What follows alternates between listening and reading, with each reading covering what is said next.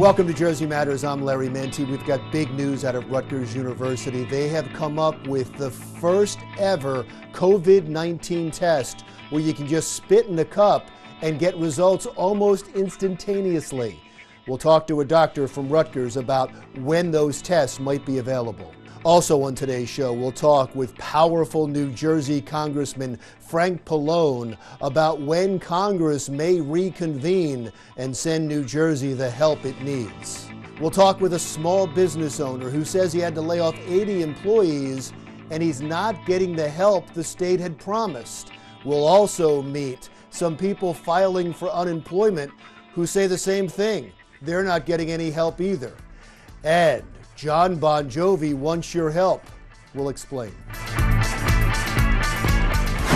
And now our interview with Dr. Reynold Panettieri, Vice Chancellor of Translational Medicine and Science at Robert Woods Medical Center at Rutgers University. All right, Doctor, thank you so much for joining us. I really appreciate your time. I know you're a busy man.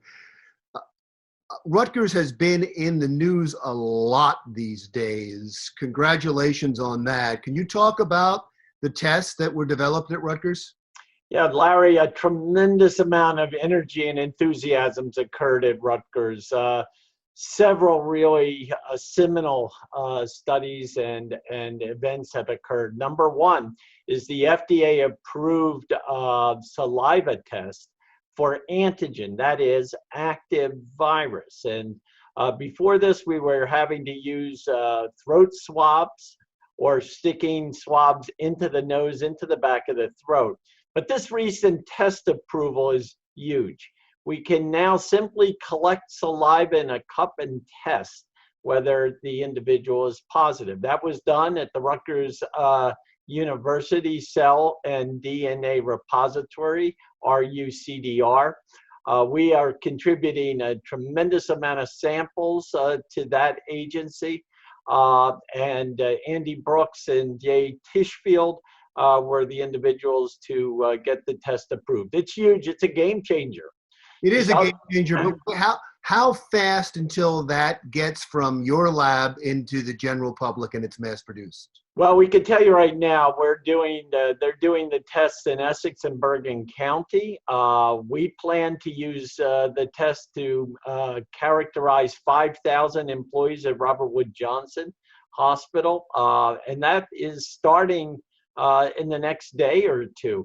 So it is up and running. The real question is, when can we start to send out these saliva cups and have everyone tested and the samples coming back?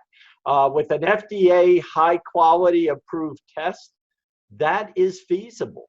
And it's just a matter of now rolling it out and being sure that mailers can be generated and sending the test results back to the individuals. It's a tough question. There may not be an answer. I know it's feasible. When? Well, when is now for those tests locally. Nationally, maybe in a week.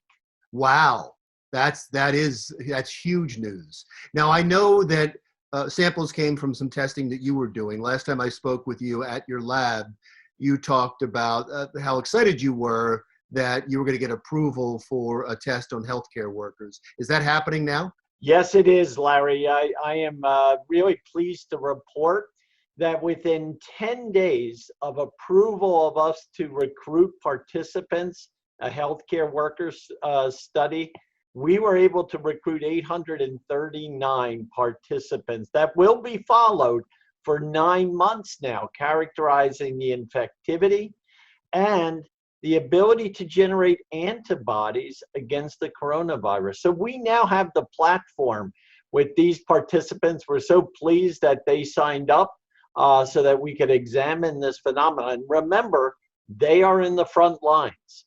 If we could identify who's infected and as important, whether they have antibodies, then those would be the individuals who could be immune.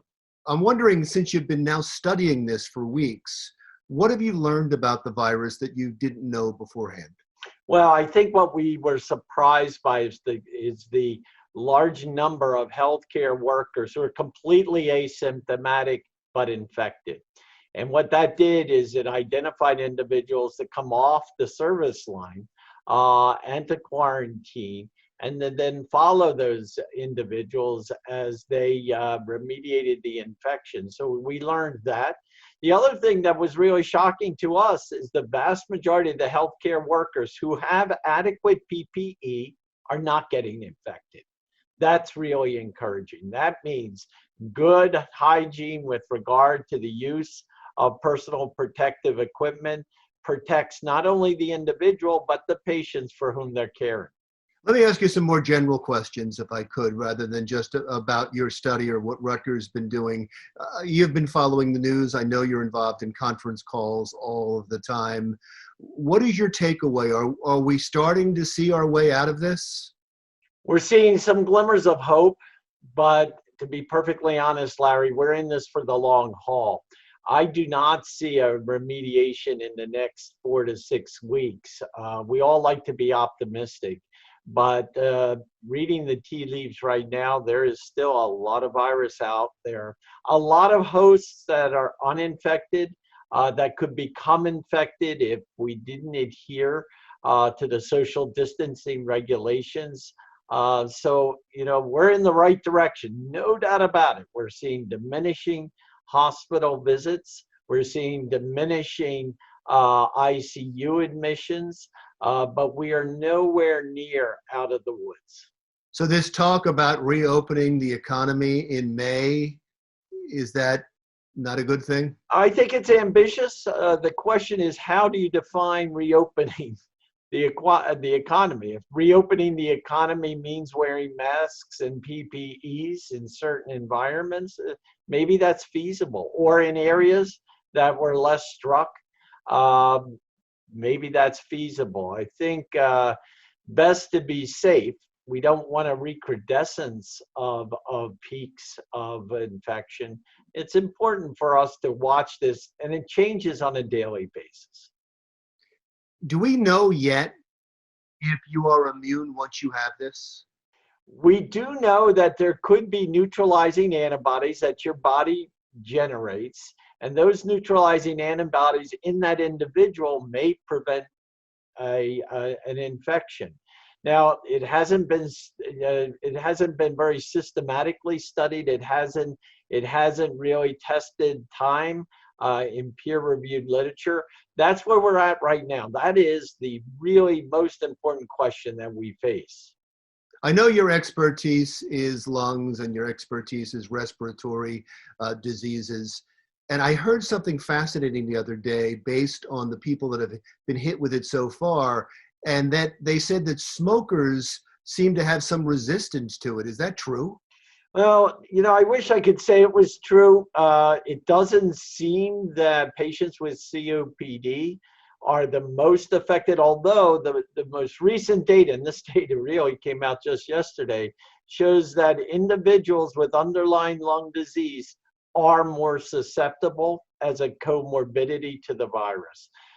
So by extension, if you're smoking, the potential is that smoking can suppress the immune function and make you more susceptible. The data is changing on an hourly and daily basis. So I think we need to be very cautious in the interpretation of studies until they're valid and reliable, and that we know that these are really possibilities. I can tell you one thing, Larry, it's very difficult to smoke if you're wearing a mask. Doctor, thank you so much. I really appreciate your time. You're a wealth of information on this, and God bless the work you're doing at Rutgers. Still to come on Jersey Matters, you will meet a small business owner who says he's not getting the help that was promised from the state.